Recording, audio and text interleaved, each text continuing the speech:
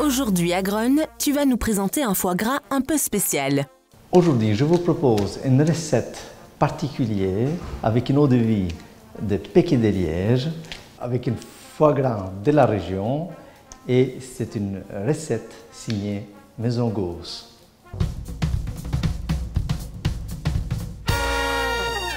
Pour cette recette-ci, on a besoin de foie gras, les lobes entières, on a besoin de sucre, le sucre palpable, de cacao, de noix de muscade, de spéculoos, de gros sel, cuberdon, cannelle, poivre, bien sûr de Péquet de Liège et vin rouge.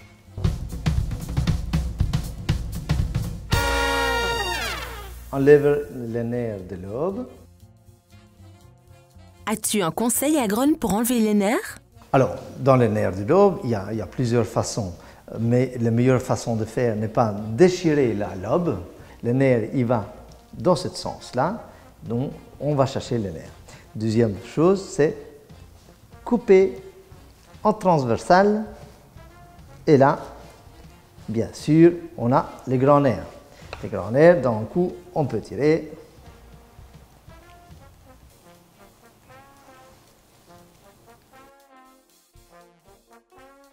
Assaisonner avec les poivres, sel, un peu de sucre de palpable, la noix de muscade, les cacao et les spéculoos.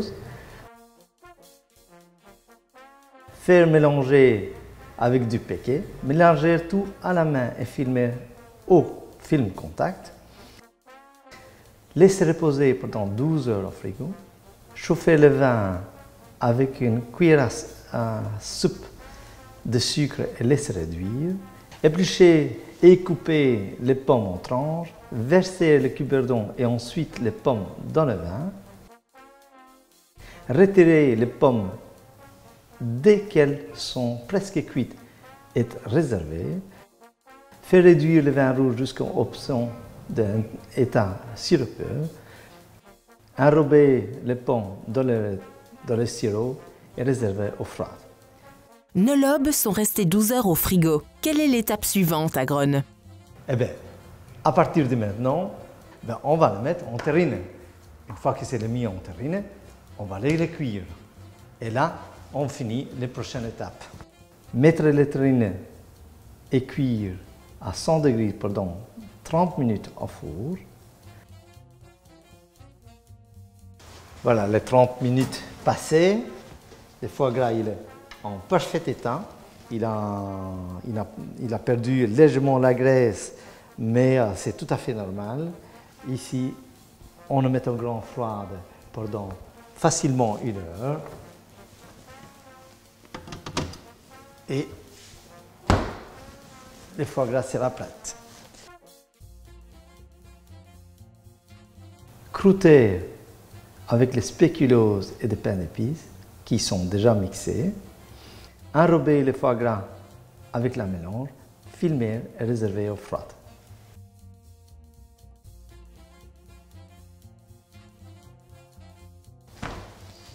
Voici la terrine qui est bien restée au frigo.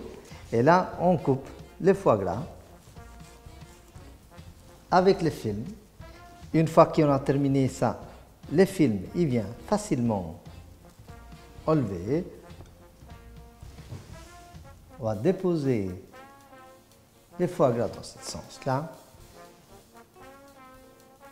On prend bien, on dépose les pommes.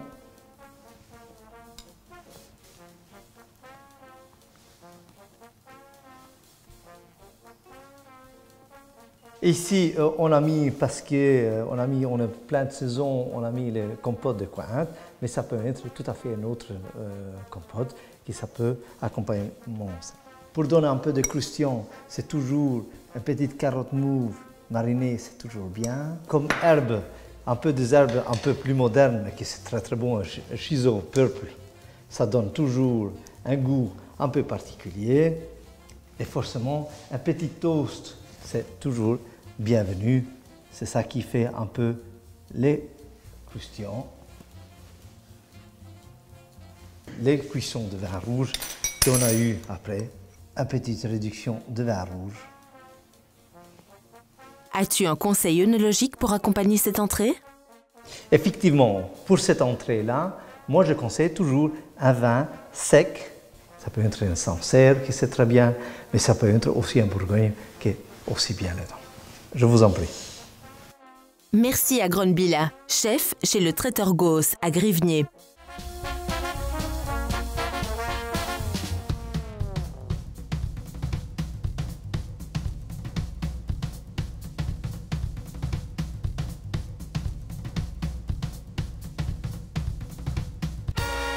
Découvrez d'autres recettes sur www.omiam.cv.